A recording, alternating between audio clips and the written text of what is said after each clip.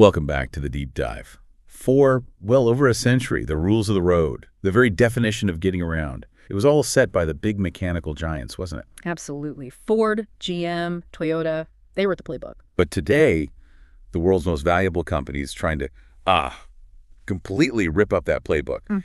And the biggest player in this massive shift doesn't even sell engines or, steel bodies. No, they sell iPhones, MacBooks, consumer electronics. We are, of course, talking about Apple. They're the silent player, the really mysterious entrant in this incredibly high-stakes automotive race. Operating behind these super secretive doors, Project Titan.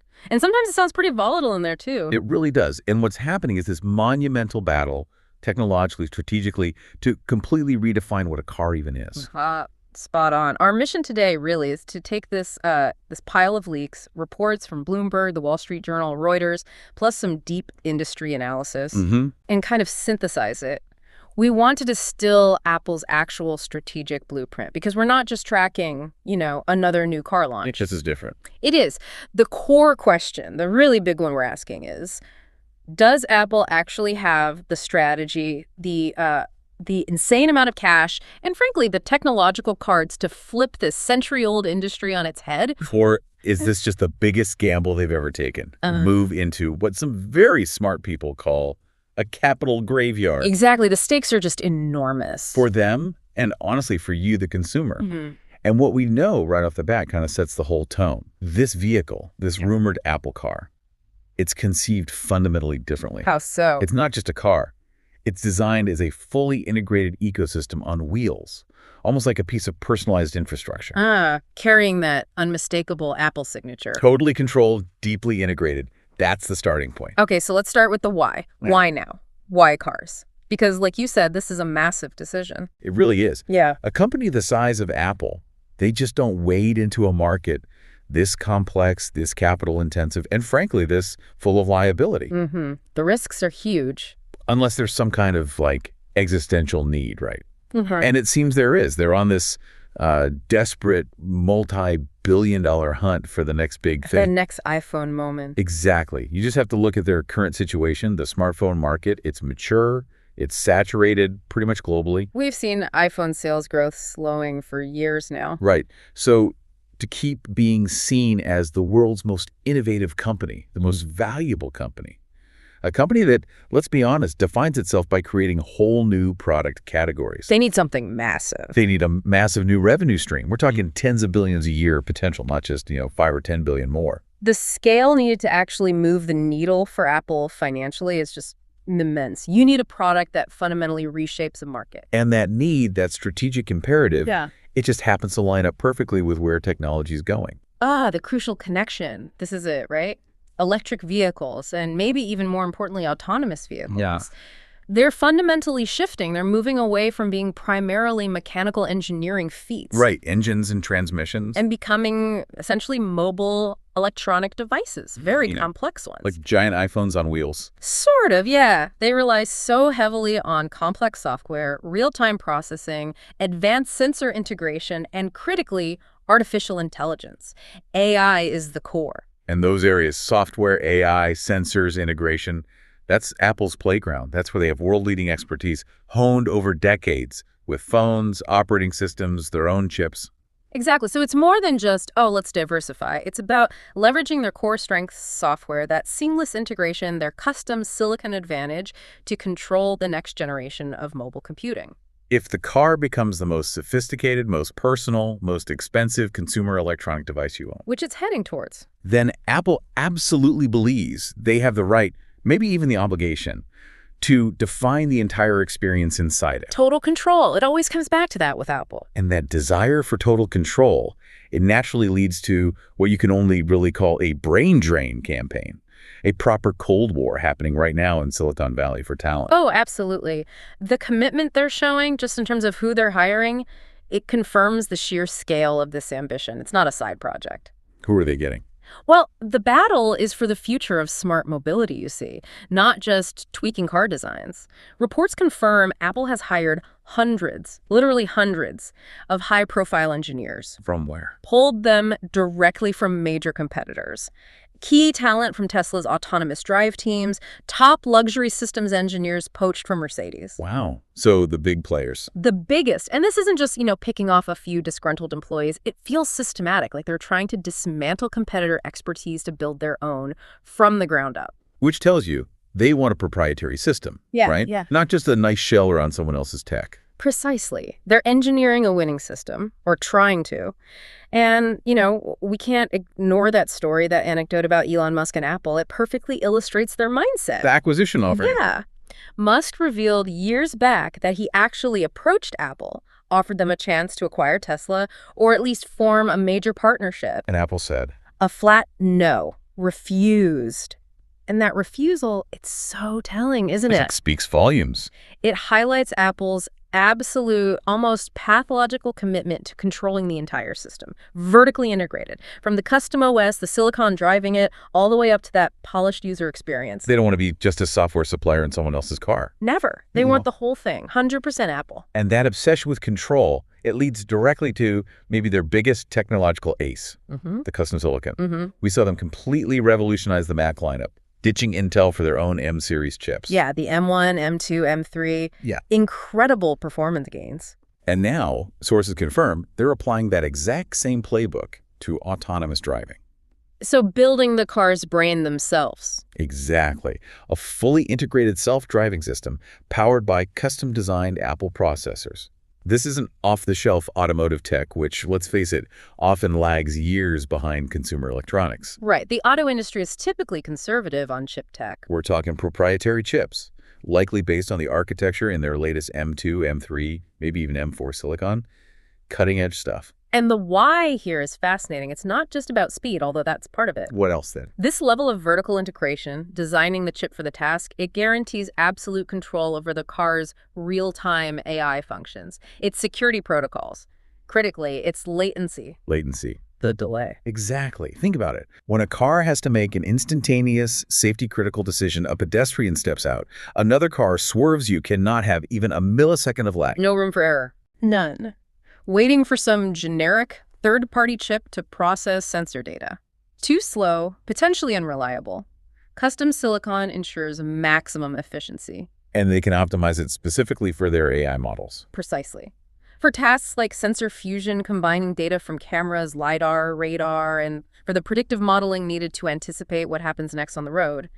Legacy automakers, relying on a mix of supplier components, they just can't match that level of deep optimization. So basically, they're building the car's central nervous system in-house, designed specifically for their software, their AI, their user experience. Giving them a massive inherent advantage. Yeah. Security, optimization, responsiveness. And reliability. Yeah. That seamless, reliable user experience. That's the Apple mantra, right? It always is. And they believe that's the key to winning in the auto space, too. Okay, so moving into the actual technology they're building. Yeah. It seems like they're focusing on three main pillars. These aren't just random specs, are they? They feel like strategic choices. Definitely strategic.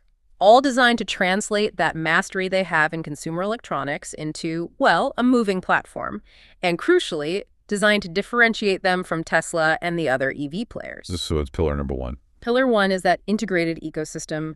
We've been calling it Apple's cunning path. Cunning path. Explain that. Well, while companies like Tesla or Lucid, they compete fiercely on, raw numbers, biggest battery, fastest 0 to 60 time. Right, the traditional car metrics, just electrified. Exactly.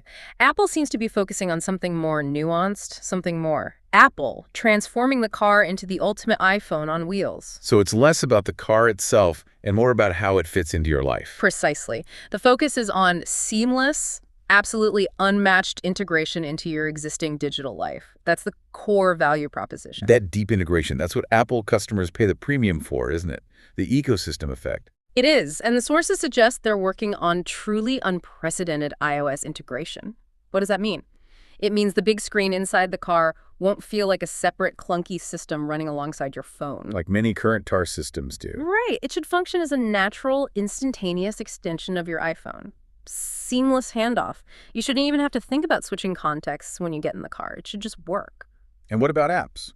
Well, we've seen reports talking about apps like Apple Maps, Apple Music, presumably podcasts, mail, calendar, all operating with what they call amazing fluidity. Leveraging that huge base of people already comfortable with iOS. Exactly, minimizing the learning curve. And then there's the really futuristic part, which ties back to that infrastructure idea, control via wearables. Like the Apple Watch.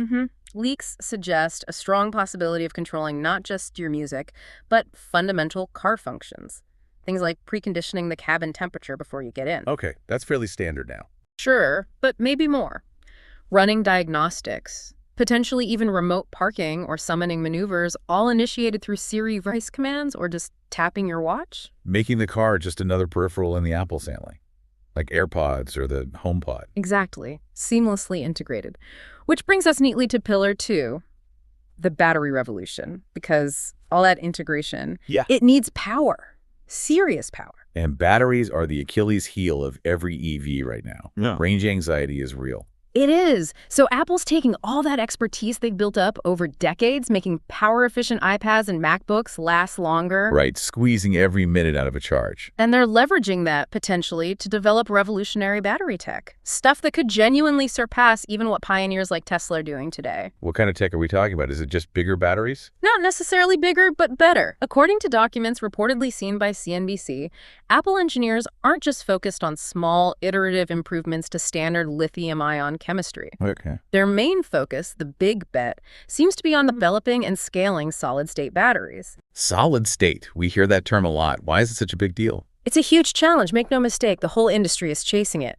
But if Apple cracks it at scale, it's a genuine game changer. Why? What's the benefit? Okay, so solid-state batteries use a solid electrolyte instead of the liquid or gel electrolyte in current lithium-ion batteries.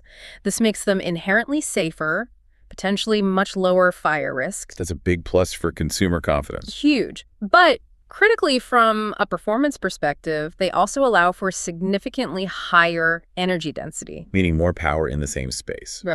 Or the same power in less space. Both, potentially. Higher density means you could get much greater range from a battery pack the same physical size as today's.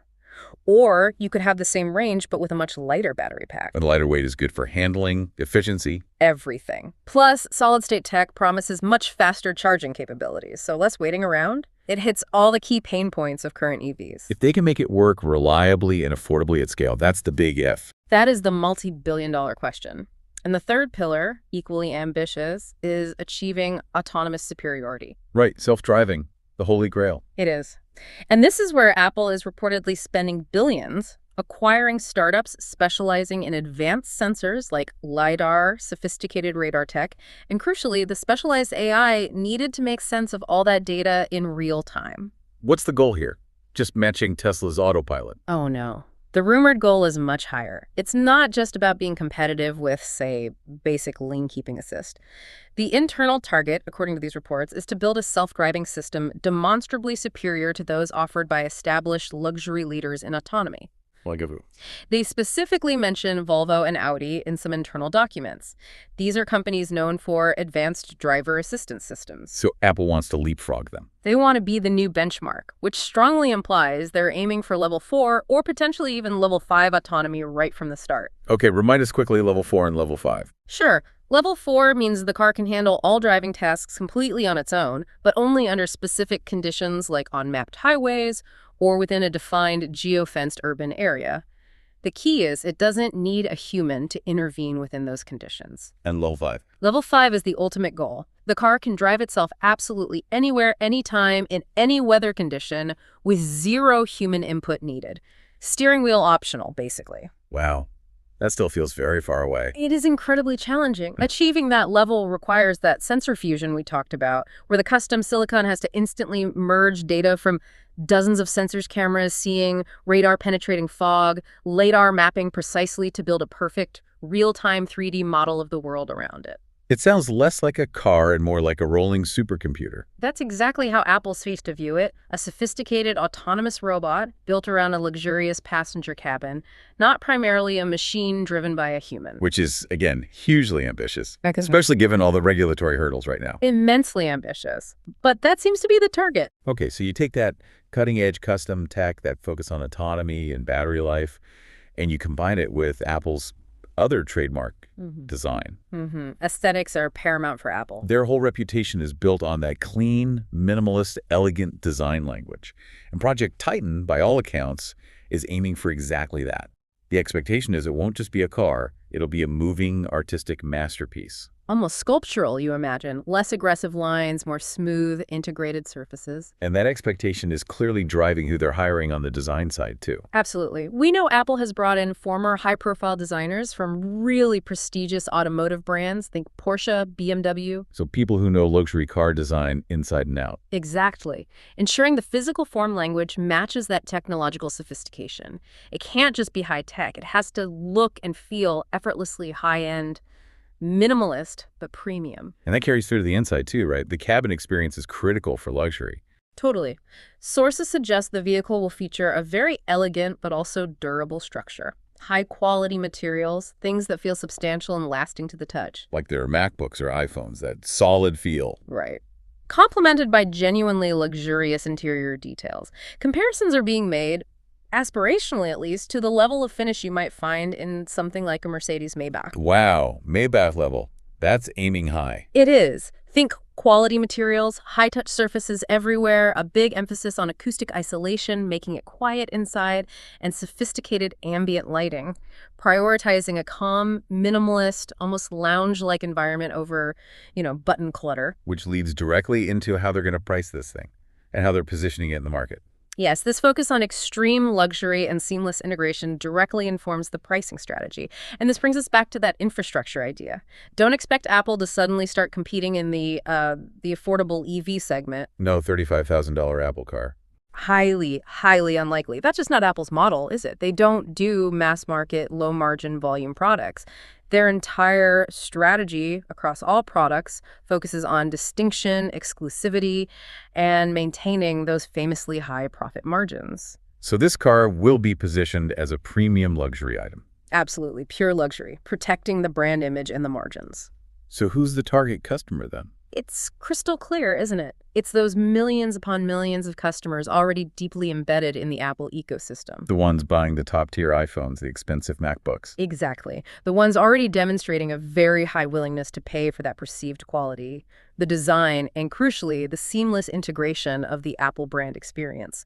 They trust Apple to deliver a premium product. And Apple knows they'll pay for it. They do. So based on this premium positioning, the advanced tech, the materials we're talking about, analysts are widely predicting the Apple car could easily start at a price point around, or maybe even exceeding, $100,000. $100,000 minimum. That seems to be the consensus. It's being priced not just as a car, but as that piece of personal integrated luxury infrastructure. So they're effectively trying to carve out a new, maybe even higher tier in the luxury EV market, sitting above a lot of the current Tesla lineup, perhaps. That seems to be the plan, aiming squarely at the high-end electric offerings from the German marques, maybe Lexus Lucid, but bringing a software and ecosystem experience that those legacy players, frankly, just cannot replicate. They're selling the experience, the integration, the Apple-ness of it all. And they know that commands a significant premium, a staggering premium, potentially. Okay, so the vision is grand, the technology sounds amazing, the ecosystem lock-in is powerful, but there's always a but, isn't there? Always. And despite all that potential, all those resources, Project Titan is facing, well, a perfect storm of challenges. The Wall Street Journal, other industry experts, they've been sounding warnings for a while now. They're saying even for Apple, with all its cash and brainpower, breaking into this specific market, it's incredibly difficult. Fraught with serious obstacles. Technical, legal, logistical, you name it. Let's break them down. Challenge number one seems to be just the sheer weight of competition and the depth of the existing industry. Right. It's one thing to disrupt phones or music players. It's an entirely different beast to build safe, reliable, complex vehicles at mass scale. And the auto industry has a century head start on manufacturing know-how. Exactly. Industry experts are genuinely skeptical. Can a computer company, even one as good as Apple, successfully break into a manufacturing-heavy market that's been refined over decades, especially when that market itself is already undergoing massive disruption and consolidation? It's not like they're entering a static market. Not at all. Yeah. And you have to consider the head start the competition already has. while Apple was developing Titan secretly, dealing with those internal debates we'll get to. Yeah, leadership changes, strategy shifts. Tesla was out there, releasing new models every couple of years, building factories, iterating its tech, and crucially, accumulating billions of miles of real-world driving data. That data is invaluable for training AI. And the traditional guys aren't asleep at the wheel either. Definitely not.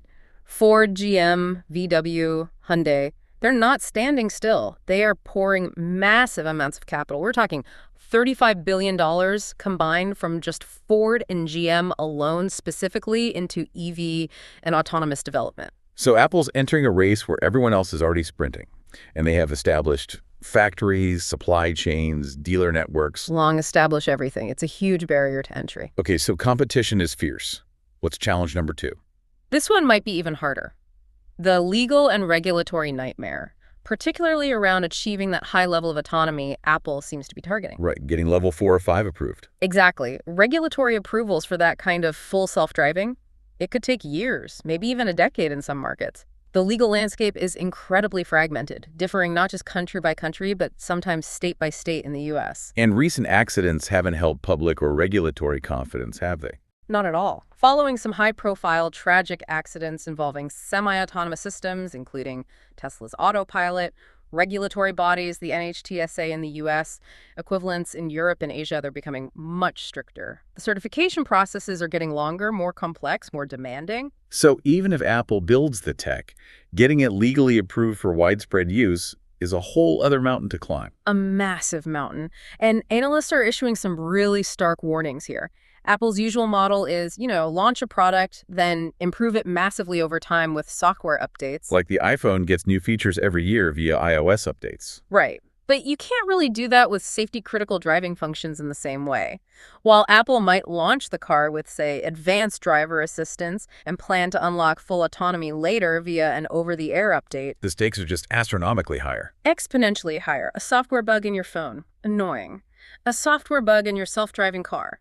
That could result in catastrophic failure, immense liability, and tragically loss of human life. The burden of proof for safety and reliability is immense. Immense. Getting regulators comfortable with a system that learns and updates itself constantly, that's a multi-year, incredibly complex legal and technical challenge. Okay, hurdle 3, the supply chain.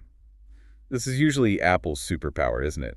Managing complex global supply chains. It usually is. They're masters at it for consumer electronics. But the automotive supply chain, especially for EVs right now, is proving uniquely difficult, even for them. What's the specific problem? Batteries, mainly. They're facing severe difficulties securing reliable, large-scale supplies of critical battery components, lithium, cobalt, nickel, and potentially those next-gen solid-state materials. There are chronic global shortages, intense competition for limited mining output. So even if they perfect the battery tech, they might not be able to get the raw materials to bid enough of them. That's a very real risk. And it's not just batteries. They're also reportedly involved in incredibly intense, difficult negotiations for sufficient semiconductor supplies, especially the specialized, powerful chips needed to run their custom processors at automotive scale. But they design their own chips. They design them, yes, but they don't manufacture them. They rely on fabs like TSMC.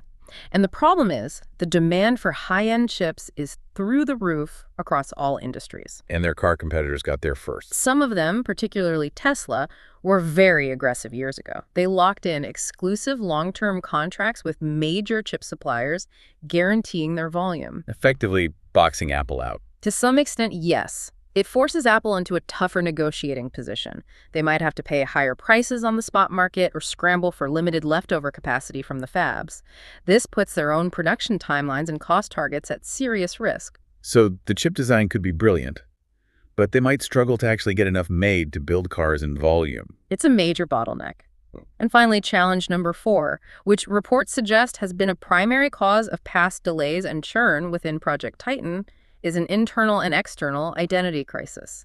An identity crisis. What does that mean for a project? Well, internally within the engineering teams, there's reportedly been a significant long-running division, a split in strategy. Between what? One faction remains fiercely dedicated to the original, highly ambitious moonshot vision, a fully autonomous, level 5 vehicle from day one, maybe without even a steering wheel. Minimal human input. The revolutionary approach. Right. But then there's another, perhaps more pragmatic faction, arguing for a different path. They favor collaborating closely with a traditional automaker Why?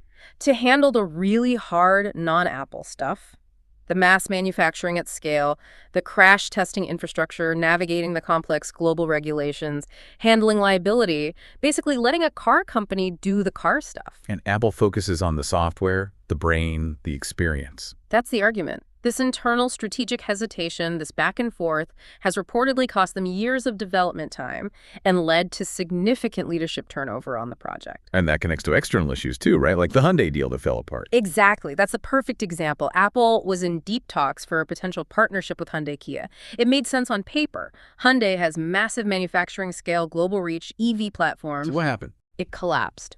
Reportedly over major disputes about intellectual property, who owns the tech, but even more fundamentally, about control.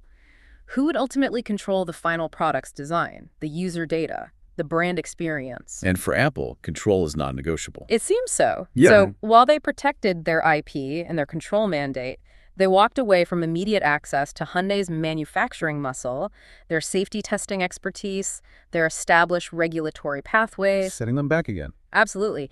This kind of strategic indecision, driven by that relentless demand for total vertical control, has been a fundamental impediment. It slows everything down. Okay, so the challenges are serious.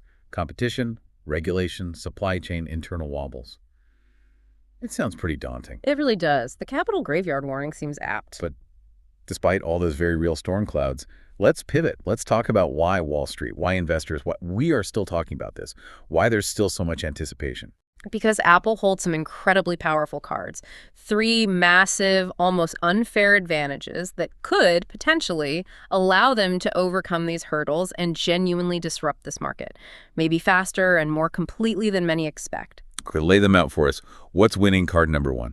Card 1 has to be that unrivaled customer loyalty and the power of the ecosystem lock-in. The Apple faithful. Exactly. They command this incredibly loyal base of, what, well over 1 billion active iOS users globally, maybe closer to 2 billion devices overall. That's a staggering number. It is. And this customer base isn't just large, it's deeply invested. They use Apple Pay, they store photos in iCloud, they subscribe to Apple Music and TV Plus. They live inside the ecosystem. And historically, they buy Apple products. They have repeatedly shown an almost unprecedented propensity to purchase any new major product category Apple releases, often sight unseen, based purely on brand trust and the promise of integration. So Apple has a built-in potential market of hundreds of millions, maybe a billion people who are already primed to consider their car. Pretty much. That's an advantage no traditional automaker, maybe no company in history, has ever had entering a new market. It's unheard of. Okay, that's powerful. Card number 2. Card 2 is simple. Cash power.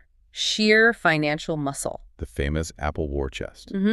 Apple maintains this massive liquid cash reserve. Estimates vary, but it's consistently around or above $200 billion. $200 billion. Just sitting there. It's globally acknowledged as the largest corporate investment war chest in tech history, maybe ever. What does this mean, practically? They can afford to fail, or at least afford to stumble. They can afford to sustain incredibly expensive multi-year R&D projects like Titan without blinking. They can acquire any crucial startup technology or unique supplier they need pretty much on demand.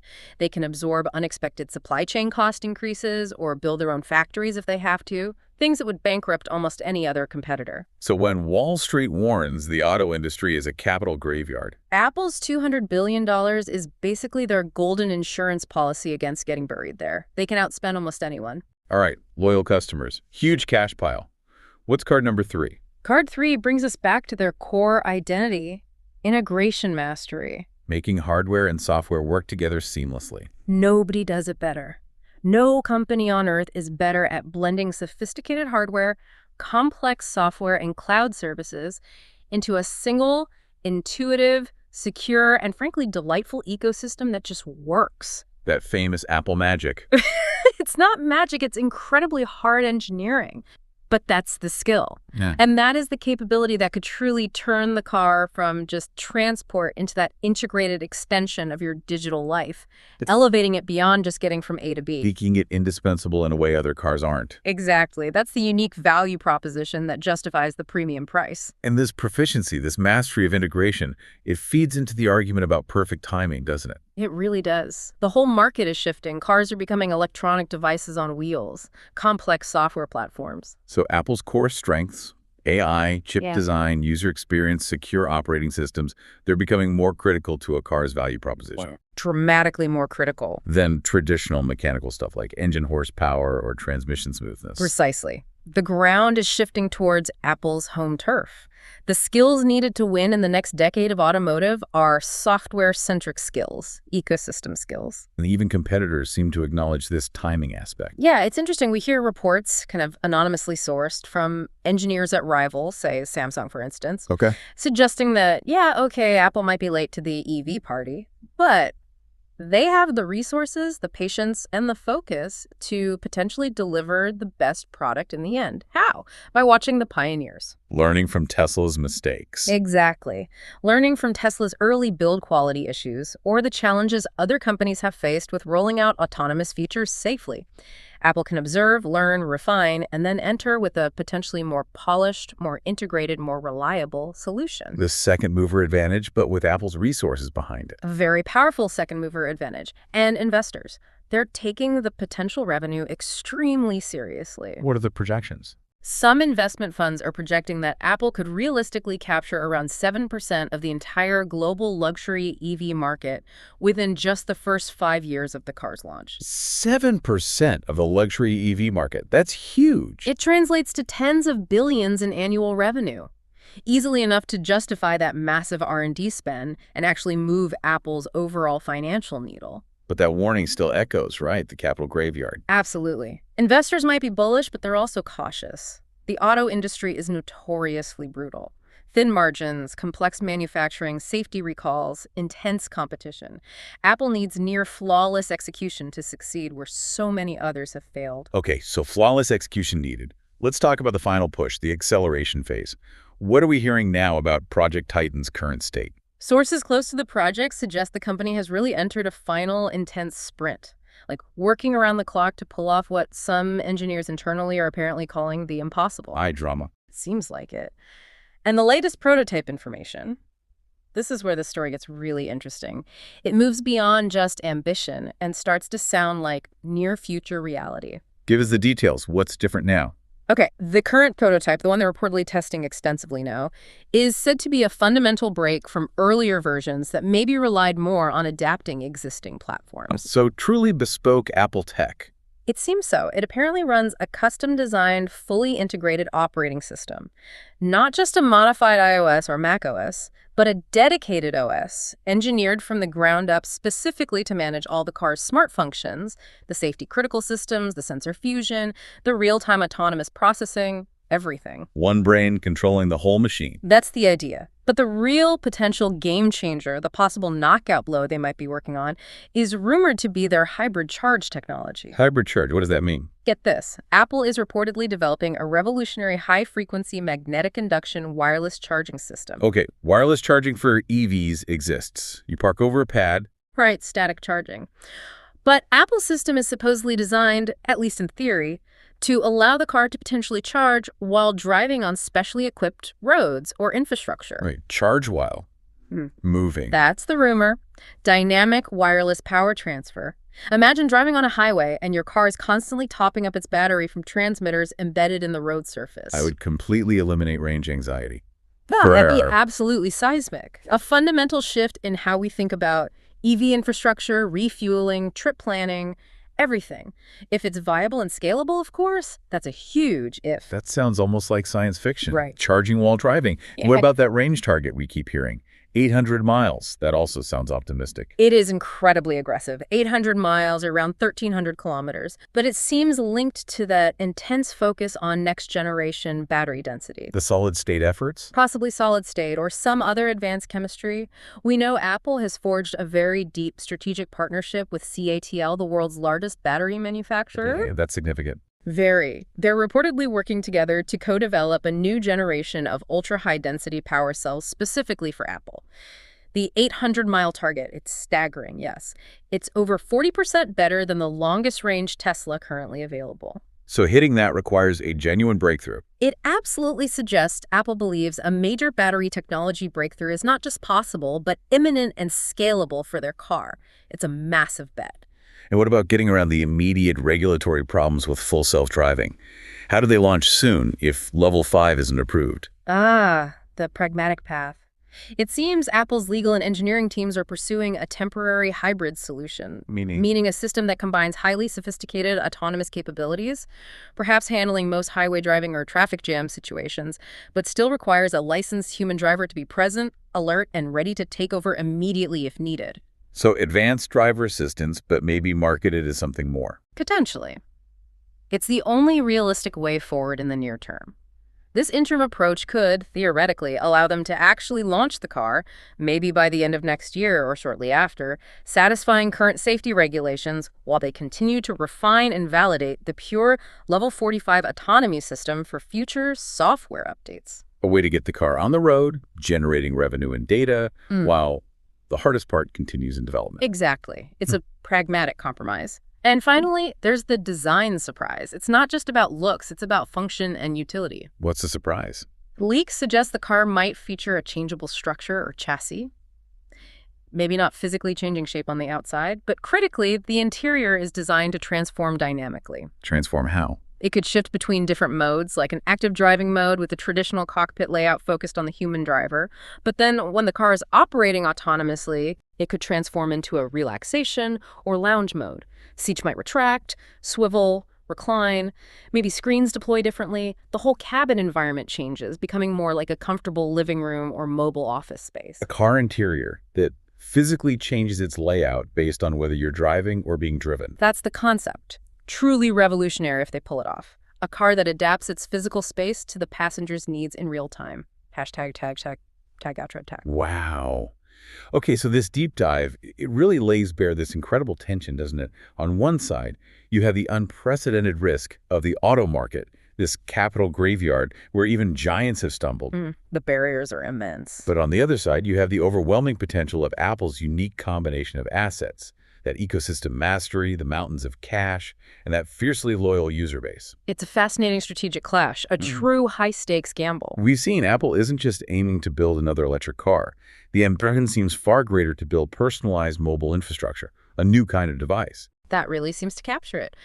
And given that focus, that specific combination of features we've discussed, the potential 800-mile range, the custom OS, the deep ecosystem integration, maybe even that wireless charging while driving, and especially that transforming interior designed for lounge time, not just driving time. Yeah.